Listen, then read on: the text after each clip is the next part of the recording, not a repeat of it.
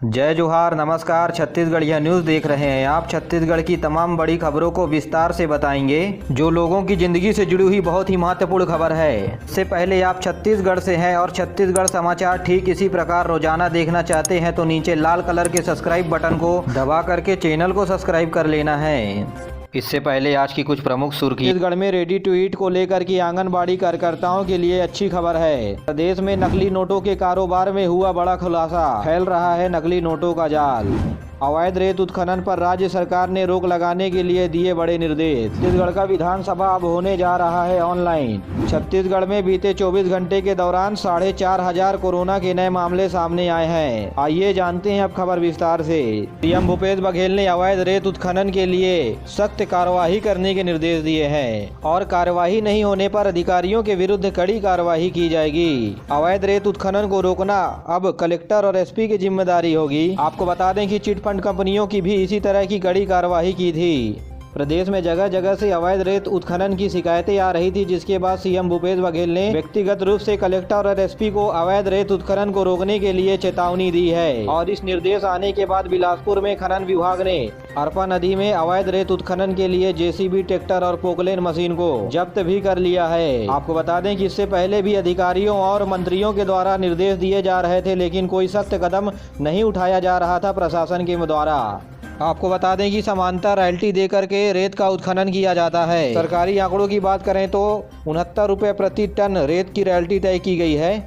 10 ton में 690 रुपए की रॉयल्टी कटती है। वहीं 30 रुपए प्रति टन लोडिंग चार्ज की बात करें तो इसे मिलाकर 10 टन में कुल 900 रुपए लोडिंग चार्ज लगता है। वहीं ट्रैक्टर की ट्रालियों की बात करें तो 350 से 400 रुपए के बीच रॉयल्टी कटती है, लेकिन रेत माफिया रॉयल्टी के बिना ही रेत का उत्खनन करते हैं। आपको बता दें कि लगातार उत्खनन क्षेत्र में हो घाटे के बाद सीएम भूपेश बघेल जी ने रेत माफियाओं के खिलाफ सख्त कदम उठाने का फैसला लिया है, जिसके बाद प्रशासन सख्ती में आने की वजह से कोरबा में अवैध रेत उत्खनन करते हुए 8 ट्रैक्टरों को जब्त भी किया है। वहीं इस मामले में एक व्यक्ति को गिरफ्तार कर जेल भेज दिया गया है। कोरिया जिले के सोनहत क्षेत्रों में भी अवैध रेत उत्खनन करते हुए 3 परिवहन को जब्त किया गया है। साथ ही बेमेतरा जिले में 2 हाईवा को जब्त किया गया है। मुख्यमंत्री स्लम स्वास्थ्य योजना को 169 शहरों में 21 फरवरी से प्रदेश में लागू किया जाएगा। यह योजना 14 नगर पालिका क्षेत्रों में 1 नवंबर 2020 से संचालित की जा रही है। राज्य सरकार ने इसे अब सभी शहरी क्षेत्रों में लागू करने का निर्देश जारी किया है। इस योजना के अंतर्गत 2880 कैंप प्रति माह आयोजन किया जाएगा। इस योजना के अनुसार चिन्हित क्षेत्रों में मेडिकल स्टाफ समेत मोबाइल मेडिकल यूनिट पहुंचेगी, जहां 42 प्रकार की जांच निःशुल्क की जाएगी। आरआरबी, एनटीपीसी और ग्रुप डी के परीक्षार्थी छात्रों पर लाठीचार्ज के विरोध में एनएसयूआई ने आज बिलासपुर जोन पर यानी बिलासपुर रेलवे स्टेशन के सामने जमकर नारेबाजी की। इस दौरान एनएसयूआई के कार्यकर्ता के द्वारा रेलवे स्टेशन में प्रवेश करने को लेकर के सुरक्षा बलों और छात्रों के बीच पर जमकर झड़प हो गई। प्रदर्शनकारियों को गेट के बाहर ही रोक दिया गया, जिसके बाद प्रदर्शनकारी वीआईपी गेट के सामने जाकर बैठ गए और प्रदर्शन करने लगे और एनएसयूआई के कार्यकर्ताओं ने केंद्र सरकार के खिलाफ नारेबाजी की। एनएसयूआई ने एनटीपीसी का संशोधित परिणाम जारी करने और ग्रुप डी के पेपर से सीबीटी 2 को हटाने तथा छात्रों को परीक्षा में अतिरिक्त अवसर देने की मांग की है। आपको बता दें कि व्यापक तौर से देश भर में इसका विरोध प्रदर्शन हो रहा है, जिसके बाद केंद्र सरकार ने 5 मेंबर की टीम गठित कर जांच के निर्देश दिए हैं और संशोधित परिणाम जारी करने को कहा है। तो वहीं ग्रुप डी की परीक्षाओं से सीबीटी 2 को भी हटा दिया गया है, जो छात्र हित के लिए केंद्र सरकार के द्वारा सही फैसला लिया गया है, लेकिन इसके बावजूद भी प्रदर्शन अब भी जारी है। छत्तीसगढ़ में फैल रहा है नकली नोटों का जाल। 3 साल तक प्राइवेट बैंक में जमा होते रहे नकली नोट। बैंक के कर्मचारी और ना ही मशीन नकली नोटों को पकड़ पाई। साल 2018 से दिसंबर 2021 तक नकली नोट बैंक में जमा होते रहे। अब तक कुल 5,60,000 के नकली नोट जब्त किए गए हैं। जब्त नोटों में 2,500, 50 और 20 रुपए के नोट शामिल हैं। साथ ही 10 रुपए के नोट भी कुछ संख्या में पाए गए हैं। रायपुर के सिविल लाइन थाने में अज्ञात के खिलाफ मामला दर्ज किया गया है। देश में जाली नोटों का कारोबार फैल रहा है। अब सवाल ये है कि कहीं अन्य बैंकों पर भी इसका असर तो नहीं पड़ा है और नकली नोट पकड़ नहीं पाने के कारण कहीं न कहीं बैंकों की भी सहभागिता बताई जा रही है। आपको बता दें कि बीते दिनों भी गरियाबंद और राजनांदगांव में नकली नोट पकड़े गए थे। फिलहाल पुलिस इस मामले को दर्ज कर सीसीटीवी फुटेज के माध्यम से आरोपी की तलाश कर रही है।